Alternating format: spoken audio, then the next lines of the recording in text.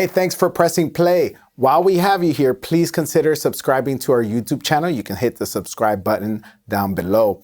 This is the latest installment of the SoCal Sound Sessions. My name is Byron Gonzalez. You can also catch me on the air on 88.5 the SoCal Sound, on the radio, on our website, thesocalsound.org, or on our free app.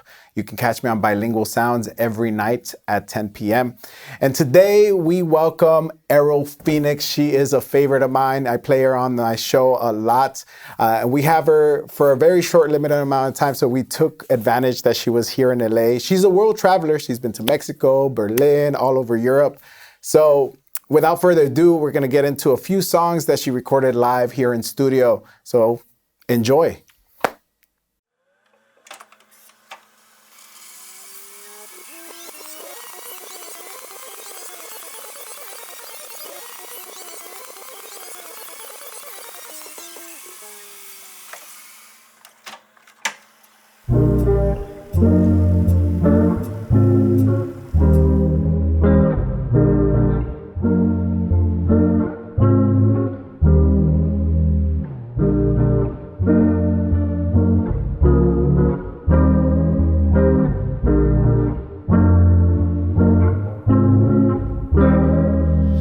Child, I used to play a lot of video games, call my friends and say I'm on my way. I was addicted to the run and the chase.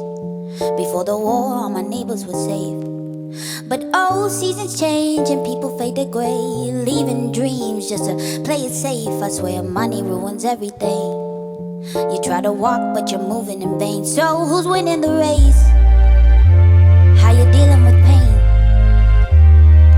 You go from space to try and replace, but you're standing still in the same old place. You're feeling your shame and you try to maintain. And when you're almost there, you fall on your face, screaming, oh my God, help my case. Oh, I was made through lust and mistake. I think the condom broke, my mother was paid. She left me all alone to die in vain. My ex is the same, but he taught me lessons through pain. They try to take my life, my head in the sky. I'm screaming, oh Lord, why? This gun on my mind. Oh, I'm amazed that I'm alive and okay. I said, who's running this race? I gotta take up my case, because all this pain feels so inhumane. I feel shame, I'd rather die than live this way. Humiliated and drained, I'm in everybody's way. Got nowhere to stay and I got nowhere to feel safe. To feel safe. Oh, I can't wait to feel safe. Oh, I can't wait to feel safe. I can't wait to be loved in the exact same way, in the exact same space.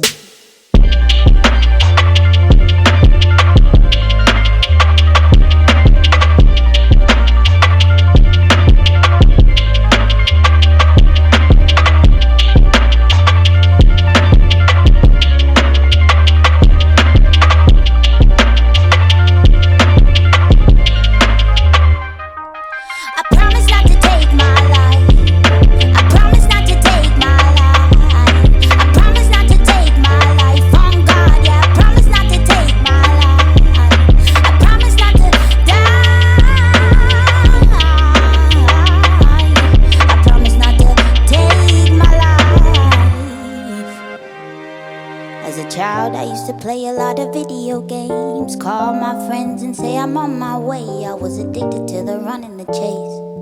Before the war, all my neighbors were safe.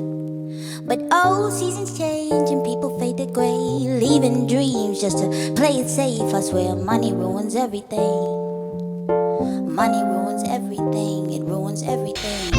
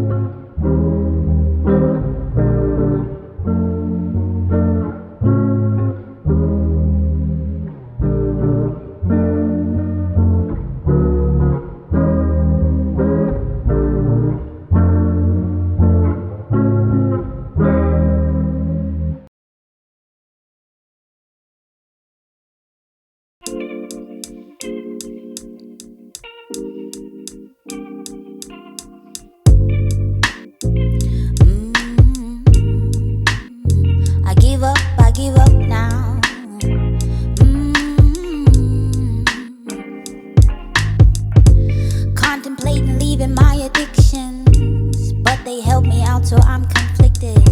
I keep on asking God for him to fix them, but he gave me all the tools, I ain't a victim. I'm drowning deep, feel it all on my shoulders.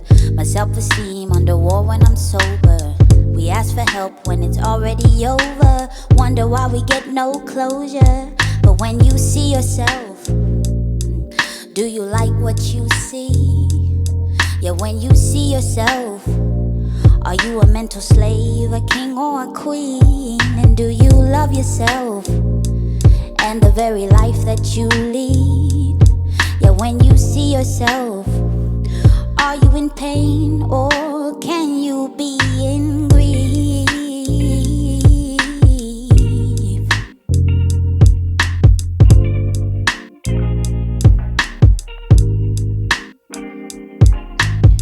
Sometimes you catch yourself on the dark side, and in the moments in your life that just don't go right, when they demoralize and crucify everything and every dream that's keeping you alive. And they don't know you, but they hate you. You're so consumed with everything around you, blinded by fools, but who the hell are you? So when you see yourself, do you like what you see? Oh yeah, when you see yourself, are you a mental slave, a king or a queen? And do you love yourself and the very life that you lead? Oh yeah, when you see yourself, are you in pain or do you feel grief?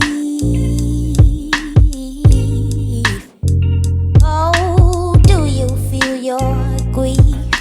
Or do you feel your destiny? Yeah, do you feel your grief? Or do you feel your destiny? Are you in grief? Or do you feel your destiny? Your destiny.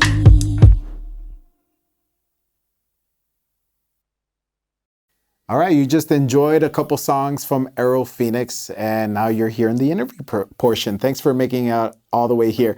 I'm Byron Gonzalez again, and here right in front of me, we got Aroe Phoenix. ¿Cómo estás? Hey, How are you? Bien, bien. Thank you so much for having me on. Thank you for coming all the way out of here and course. performing these couple songs. You know, I've been a fan of yours for a while now, since you released your single "See Yourself" back in 2019, and you were quiet for a little bit. Can you elaborate a little bit on what was your process like between that quiet hours? Is that something you talk openly about? Is this something?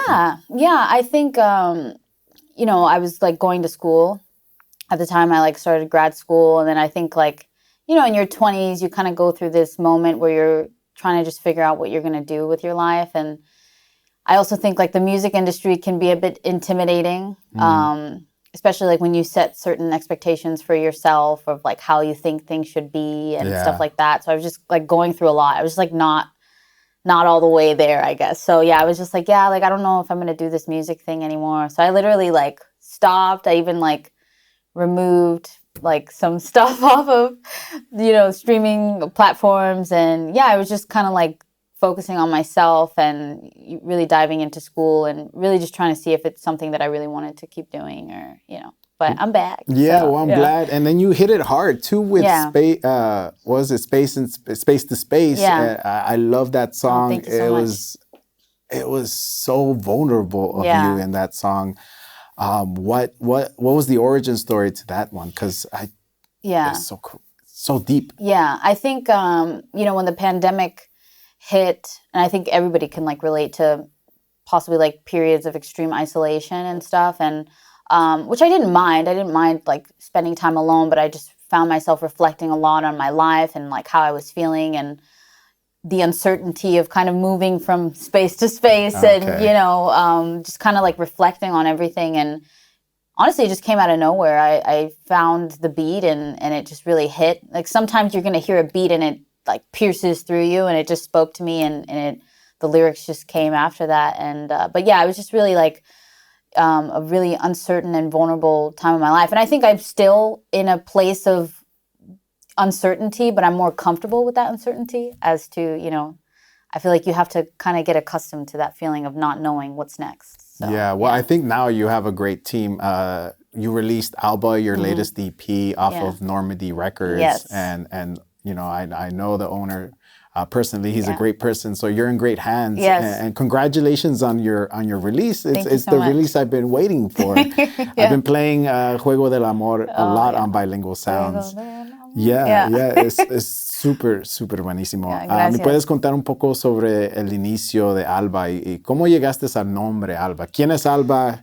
¿Cuándo es Alba? ¿Y qué es Alba? Sí, entonces Alba es como cuando sale el sol, ¿verdad? Y cuando yo regresé de Berlín en el 2021, estaba como que muy perdida y quería pues crear música nueva, pero quería como experimentar con sonidos más upbeat, dance, y para mí, pues, escribir en español como que quedó para esas canciones, entonces, pues, como fluye todo, ¿no?